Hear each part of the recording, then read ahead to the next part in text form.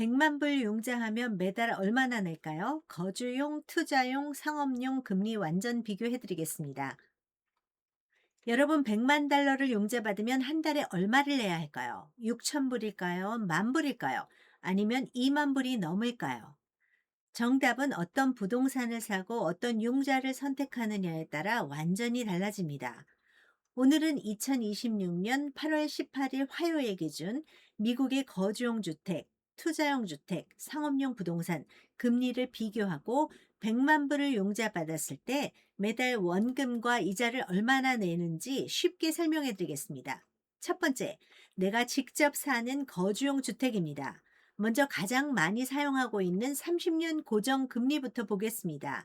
현재 시장 참고 금리는 대략 6%, 대 중후반입니다.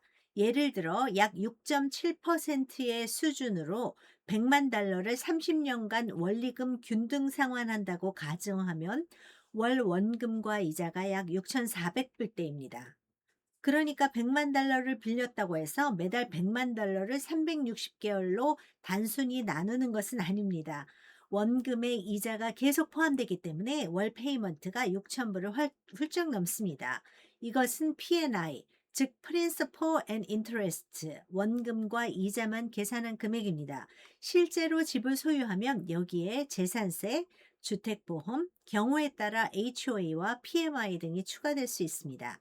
그렇다면 15년 고정은 어떨까요? 15년 고정금리는 최근 참고 자료에서 6% 안팎으로 30년 고정보다 금리가 낮은 편입니다. 그런데 재밌는 것은 금리가 낮은데도 월 페이먼트는 훨씬 높습니다. 100만 달러를 15년으로 융자하면 월 원리금이 대략 8,400불 이상입니다. 왜 그럴까요? 30년 만에 갚을 돈을 15년 만에 모두 갚아야 하기 때문입니다. 대신 장점도 있습니다. 원금을 훨씬 빨리 줄일 수 있고 30년 융자와 비교하면 장기간 지불하는 총 이자 부담을 크게 줄일 수 있습니다. 그래서 소득이 충분하고 월 페이먼트를 감당할 수 있는 분이라면 15년 고정도 비교해 볼 가치가 있습니다. 다음은 7.71 암과 51 암입니다. 여기서 많은 분들이 혼동하고 하십니다. 71 암이라고 해서 7년 만에 모든 융자를 갚는 것이 아닙니다. 일반적인 71 암은 처음 7년 동안 초기 금리가 고정되고 그 이후에는 정해진 조건에 따라 주기적으로 금리가 조정됩니다. 1년에 한 번 오를 수도 있고 1년에 두 번 오를 수도 있습니다. 5원 암도 마찬가지입니다. 처음 5년 동안 초기 금리가 고정되고 이후는 마켓에 따라 금리가 조정됩니다. 그래서 앞으로 몇 년 안에 집을 팔거나 금리가 내려갔을 때 리파이낸스, 재융자할 계획이 있는 분들은 암도 비교해 볼 필요가 있습니다. 암은 adjustable rate mortgage라 그래서 이자 변동을 할 수 있는 그런 것입니다. 하지만 반대로 금리가 올라간다면 고정 기간이 끝난 이후 월 페이먼트가 증가할 수 있기 때문에 초기 금리만 보고 결정해서는 안 됩니다. 두 번째는 투자용 주택입니다. 여기서부터 차이가 보입니다. 내가 직접 살 집이 아니라 렌트를 주기 위해 구입하는 투자용 주택이라면 일반적으로 거주용 주택보다 금리가 높고 대출 조건도 더 까다로울 수 있습니다. 자료에 표시한 일반적인 참고 범위를 보면 투자용 30년 고정은 대략 7% 수준을 생각해 볼 수 있습니다. 예를 들어 1밀리언을 용자하면 조건에 따라 월 원리금이 대략 6,600불에서부터 7,300불 정도가 될 수 있습니다. 거주용과 같은 100만 달러를 빌리는데도 월 페이먼트가 더 높아질 수 있는 겁니다.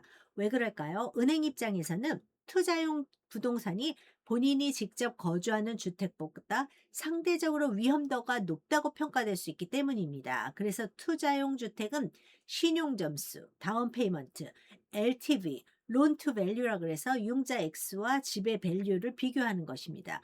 론 투 밸류 그리고 현금 보유액, 임대 수입과 대출 프로그램 등을 함께 확인해야 합니다. 특히 투자자는 단순히 금리가 몇 퍼센트인가 이것만 보시면 안 됩니다.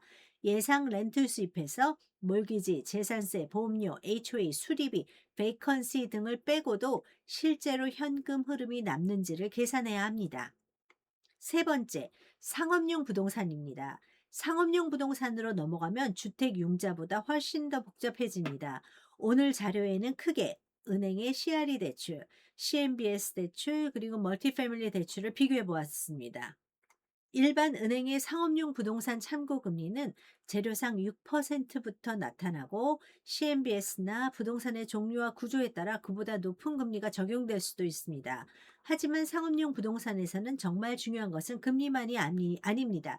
예를 들어 상업용 대출은 5년 텀인지 7년 텀인지 10년 텀인지, 그리고 원리금 계산은 20년 아모타이제이션인지 25년인지 30년인지에 따라 월 페이먼트가 크게 달라집니다. 여기 오늘 자료에서 가장 재밌는 부분입니다. 똑같이 100만 달러를 빌려도 장기간에 걸쳐서 갚도록 계산하면 월 페이먼트가 상대적으로 낮지만, 만약 정말로 5년 안에 100만 달러 전체를 원리금으로 상환하는 구조라면 월 페이먼트는 거의 2만 불 수준까지 올라갈 수 있습니다. 7년 상환이면 대략 15,000불 전후, 10년 상환이면 대략 13,000불 전후 수준이 될 수 있습니다. 그래서 화면에 보이는 상업용 표의 숫자를 볼 때는 아주 중요합니다. 금리가 몇 퍼센트인지보다 먼저 이 월 페이먼트를 어떤 상환 기간으로 계산했는지를 확인해야 합니다. 실제 상업용 융자는 5년짜리 론텀이라고 해서 반드시 5년 아모타이제이션을 뜻하는 것은 아닙니다.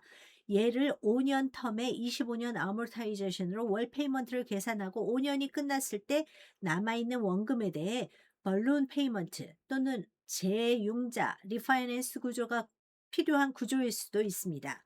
이 차이를 모르고 상업용 융자를 비교하면 월 페이먼트와 투자 수익률 계산이 완전히 달라질 수 있습니다. 그렇다면 오늘 자료에서 무엇을 봐야 할까요? 제가 세 가지만 정리해 드리겠습니다. 첫째, 같은 1밀리언 융자라도 거주용과 투자용의 금리가 다를 수 있습니다. 다릅니다. 둘째, 금리가 낮다고 반드시 월 페이먼트가 낮은 것은 아닙니다. 15년처럼 상환 기간이 짧으면 금리가 낮아도 매달 내는 돈은 더 많습니다.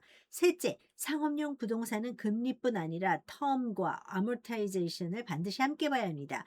이 세 가지를 기억하시면 오늘 표를 훨씬 쉽게 이해하실 수 있습니다. 그리고 아주 중요한 점, 오늘 보여드린 금리는 2026년 8월 16일 기준 시장 참고 자료입니다. 여러분이 실제 은행에서 받는 금리는 똑같지 않습니다. 크레딧 스코어, LTV, 다운 페이먼트, 포인트, 대출 금액, 부동산 종류, 거주 여부, 소득과 자산, 그리고 금융기관에 따라 달라집니다. 특히 투자용과 상업용은 개별 조건에 따른 차이가 훨씬 클 수 있습니다. 마무리. 결국 부동산을 살 때는 집값이 얼마인가만 보면 안 됩니다. 예를 들어 같은 150만 달러짜리 부동산이라도 얼마를 다운하고 얼마를 빌리고 금리가 몇 퍼센트이고 몇 년 동안 갚는지에 따라서 내가 실제로 부담하는 월 비용과 총 이자는 완전히 달라집니다. 그리고 투자용 부동산이라면 여기에 렌트 수입과 실제 현금 흐름까지 같이 계산해야 합니다. 그래서 부동산 시장에서는 집값만큼이나 금리와 리파이낸스, 스트럭처가 중요합니다. 미국 경제와 금리, 그리고 실리콘밸리 부동산 시장의 복잡한 숫자를 앞으로도 이해하기 쉽게 설명드리겠습니다. 도움이 되셨다면 구독과 좋아요 부탁드립니다. 실리콘밸리 탑 리얼터였습니다. 감사합니다. 기준일은 2026년 8월 18일. 시장 참고 금리이며 실제 적용 금리는 실용 점수, LTV, 포인트, 아큐펀시, 부동산 종류, 대출 기간 및 상품에 따라 달라집니다. 주택 월 페이먼트는 P&I 기준으로 세금, 보험, HOA, PMI 등은 제외됩니다. 상업용 대출은 텀과 아모타이제이션 구조에 따라 실제 월 페이먼트 및 만기 잔액이 크게 달라질 수 있습니다. 자료 출처는 몰게지 뉴스 데일리, 프레디맥 프라이머리 몰게지 마켓 서베이, 셀렉티드 커머셜, 컴론 참고했습니다. 여러분 좋은 하루 되세요. 바이바이.